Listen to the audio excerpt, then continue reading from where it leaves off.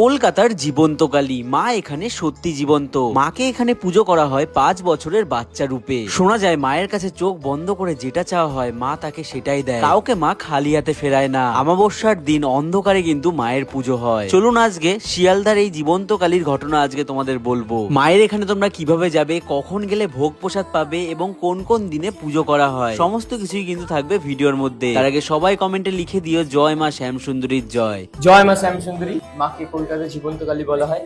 মা জীবন্ত কারণ, এর প্রথম কারণই ভক্তরা। ভক্তরা মায়ের কাছে এসে কোনোদিন ফিরে যায় না। মানে আমার নিজের দেখা, যে ভক্ত প্রথম কেঁদে কেঁদে আসে তার মুখে হাসি হবেই। তো মায়ের এখানে বিভিন্ন অলৌকিক ঘটনাও ঘটে। মায়ের নতুন মন্দির, এটা মায়ের স্থায়ী মন্দির। মায়ের মন্দির শিয়ালদা আমাই স্ট্রিট, মানে মায়ের ঠিকানা হলো 23 নম্বর ডক্টর কার্তিক গোষ্ঠীর, কলকাতা নয়। আপনারা শিয়ালদা স্টেশন থেকে হেঁটেই আসতে পারবেন। তখনই আসবেন, মায়ের ভোগ প্রসাদ অবশ্যই নেবার চেষ্টা করবেন। মায়ের মন্দিরে প্রতিদিন দুবেলা